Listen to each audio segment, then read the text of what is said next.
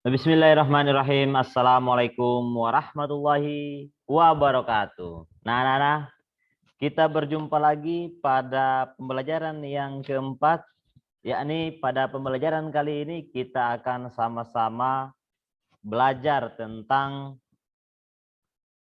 aku bangga menjadi pandu Hizbul Waton. Nah, anak-anakku sekalian,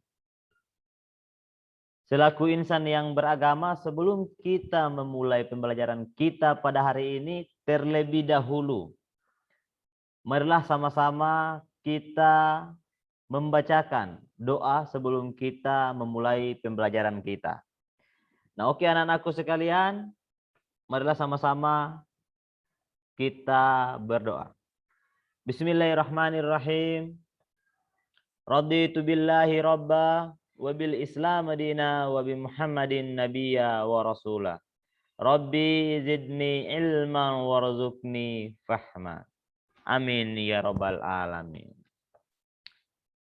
Nah, anak-anakku sekalian, hari ini yang sudah seperti Pak Guru sampaikan bahwa kita akan belajar tentang materi aku bangga menjadi anggota Pandu Hizbul Waton. Nah, kemudian sebagai tambahannya Pak Guru akan mengulas juga untuk mengulang kembali materi kita pada bab 1 ini, sehingga anak-anak juga harus bisa membaca materi-materi yang sudah kita dapatkan di minggu yang kemarin.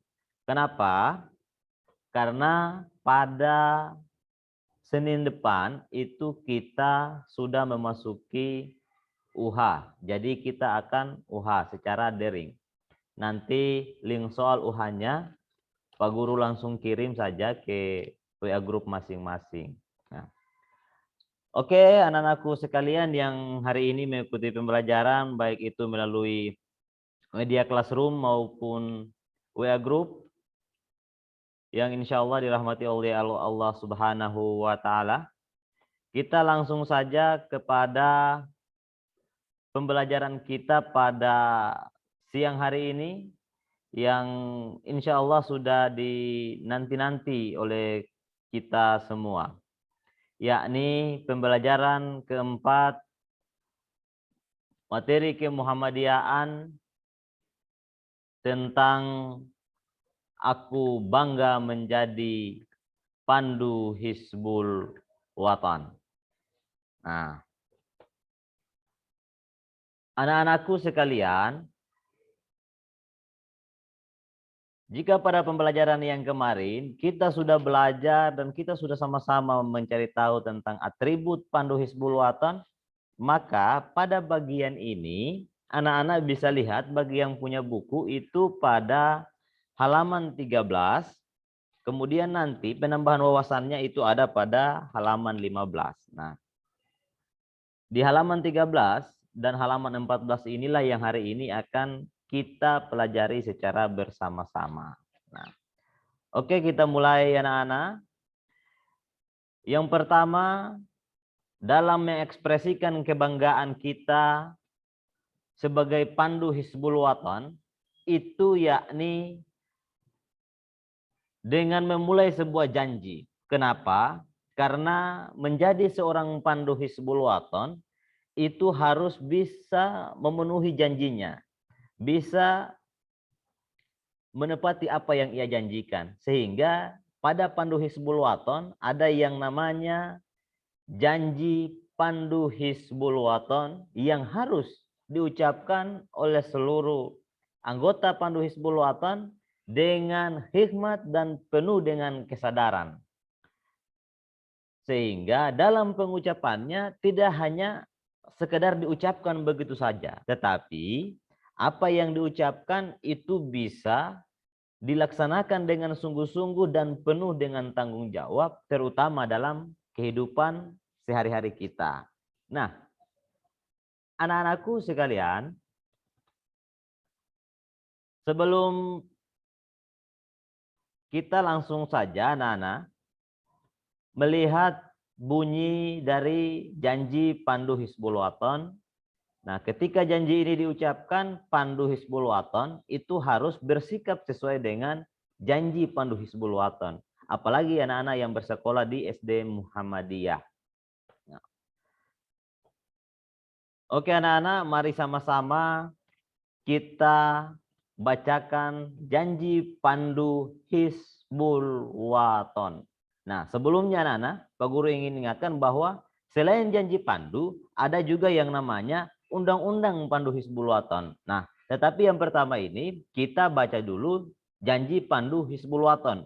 Oke anak-anak, mari sama-sama kita membaca janji Pandu Hizbul Waton. Bismillahirrahmanirrahim. Asyhadu an la ilaha illallah wa asyhadu anna Muhammadar Rasulullah.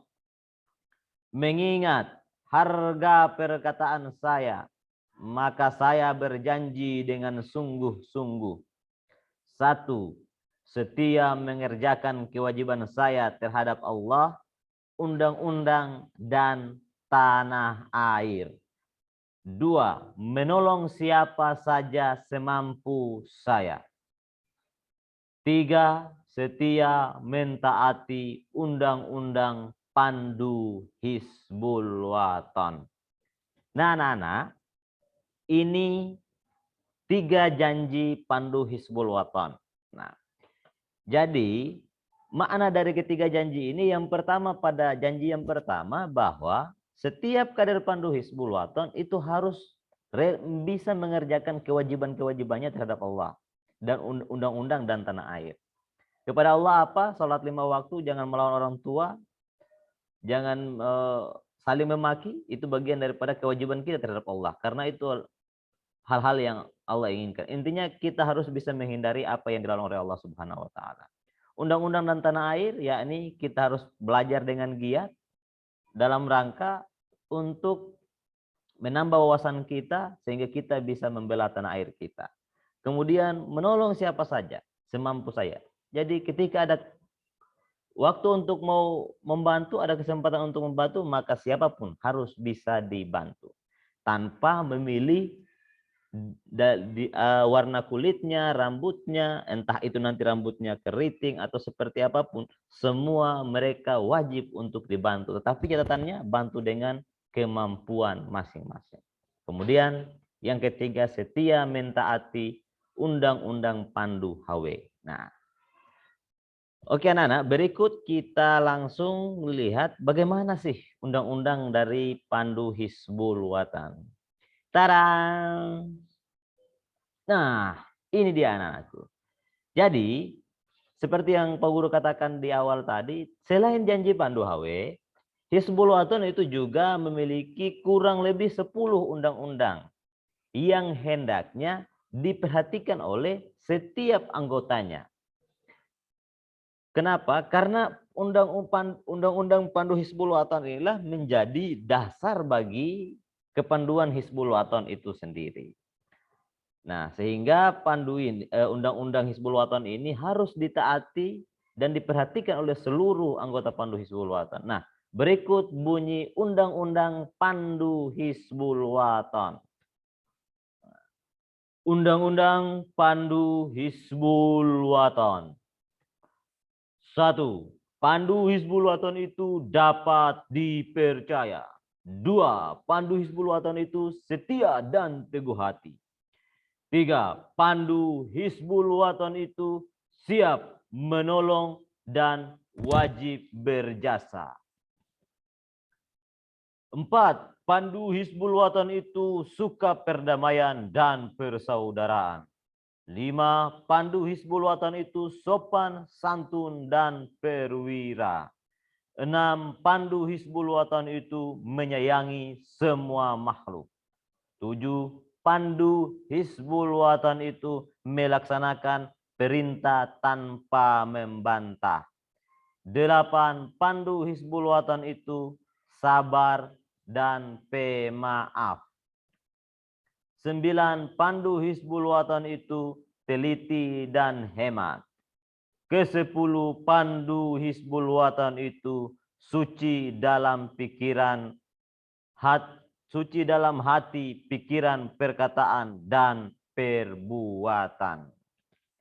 Nah, oke anak-anak, itulah ke-10 dari Undang-Undang Hizbul Wathan. Sehingga ini bisa menjadi pegangan dan harus selalu diperhatikan oleh pandu Hizbul Wathan dalam kesehariannya.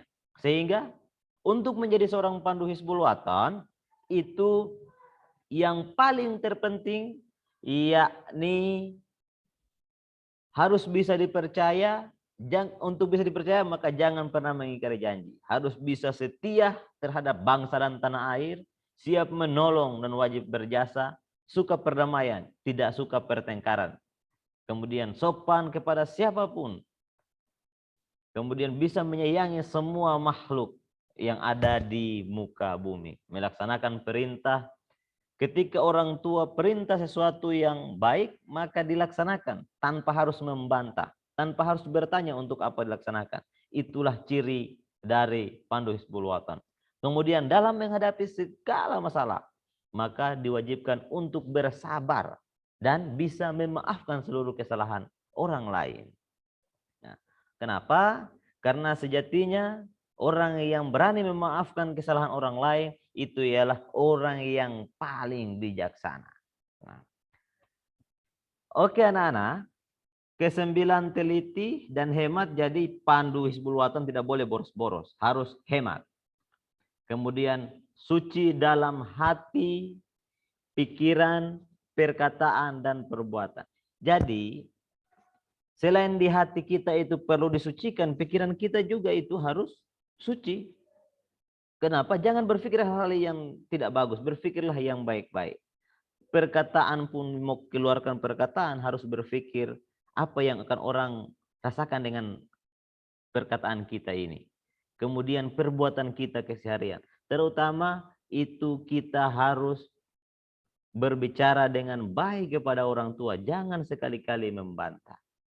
Nah, oke anak-anak, ini adalah janji pandu Hizbul Wathan dan undang-undang dari pandu Hizbul Wathan itu. Sehingga janji dan undang-undang ini itu mestinya disamakan, diperhatikan. Nah, oke anak-anak, jadi ada cara membaca undang-undang dan janji pandu Hizbul Wathan itu dia tidak terpisah biasanya. Nah, berikut Pak Guru akan mempraktikkan bagaimana cara membaca janji pandu Hizbul Wathan itu yang nanti kita gabungkan dengan undang-undang pandu Hizbul Wathan. Berikut Pak Guru akan praktikan sehingga nanti anak-anak ketika menghafal pun itu seperti apa yang Pak Guru sampaikan. Oke. Bismillahirrahmanirrahim. Asyhadu an la ilaha illallah wa asyhadu anna Muhammadar Rasulullah. Mengingat harga perkataan saya, maka saya berjanji dengan sungguh-sungguh. 1. Setiap mengerjakan kewajiban saya terhadap Allah, undang-undang, dan tanah air.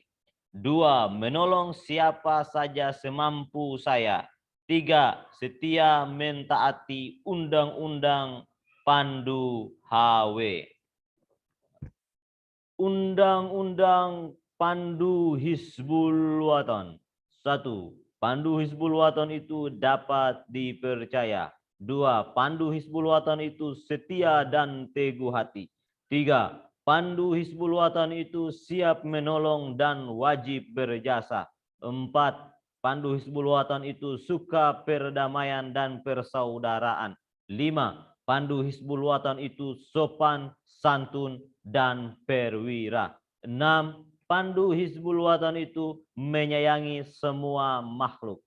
7. Pandu Hizbul Wathan itu melaksanakan perintah tanpa membantah. 8. Pandu Hizbul Wathan itu sabar dan pemaaf. 9. Pandu Hizbul Wathan itu teliti dan hemat. 10. Pandu Hizbul Wathan itu suci dalam hati, pikiran, dan perkataan dan perbuatan. Ditutup dengan wassalamualaikum warahmatullahi wabarakatuh. Nah, itulah cara membaca pandu janji dan undang-undang pandu Hizbul Wathan. Nah, oke anak-anak. Yang selanjutnya ini hanya sekedar menambah wawasan kita saja. Anak-anak nanti bisa lihat juga di buku. Ini untuk mengulang kembali apa yang didapatkan di pembelajaran-pembelajaran yang kemarin. Yakni tentang sejarah berdirinya Kepanduan, Hizbul Wathan, kemudian bagaimana kondisi Pandu Hizbul Wathan itu di masa-masa penjajahan. Nah, kemudian bagaimana awal mulanya pergerakan Pandu Hizbul Wathan sehingga nanti sampai pada tahap peleburan semua Pandu itu menjadi satu dan awal kebangkitan lagi Pandu Hizbul Wathan. Nah, untuk wawasan ini nanti anak-anak bisa dilihat juga di buku di halaman 15. Ini Pak Guru tampilkan di sini hanya sebagai bagian untuk kita refleksikan bersama atau mengulang bersama materi-materi yang telah lalu. Nah, anak-anak bisa baca di situ bahwa pada tahun 1918 Ki Haji Ahmad Dahlan melakukan perjalanan dakwah ke Surakarta. Nah, ini sejarah awal-awal munculnya Pandu Hizbul Wathan. Nah, kemudian nanti dari peristiwa itu maka Ahmad Dahlan mendorong bahwa harus mendirikan yang namanya Pathfinder Muhammadiyah yang nantinya diberi nama adalah Hizbul Wathan. Nah, sehingga nanti ketika pada masa penjajahan Jepang itu akan ada larangan semua aktivitas organisasi pemuda termasuk kepanduan. Nah, sehingga untuk menggantikan itu maka pemuda Indonesia dimasukkan dalam gerakan Seinendan Kebondan atau Peta Pembela Tanah Air. Nah, sehingga seiring berjalannya waktu maka kebangkitan kepanduan itu terus terjadi, peleburan dan kebangkitannya. Hingga nanti di akhirnya pada bulan Mei 1999 atau tepat pada 10 Sya'ban 1420 Hijriah itu bertepatan juga dengan 87 tahun kelahiran Muhammadiyah, maka HW dibangkitkan pada saat itu dengan waktu yang tanpa batas. Sehingga itu semua bisa nanti anak-anak lihat pada bukunya. Nah, kemudian ini tugas anak-anak cuma satu saja, itu hafalkan dengan benar janji dan undang-undang Pandu Hizbul Wathan. Nah, anak-anak, nanti bagi yang masuk di classroom bisa langsung kumpul di kantong tugas classroom untuk KBM Kemuhammadian hari ini. Nanti Pak Guru buat kantong tugasnya.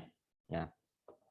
Oke anak-anak, demikian materi kita pada siang hari ini. Pak Guru mengucapkan banyak terima kasih. Wassalamualaikum warahmatullahi wabarakatuh.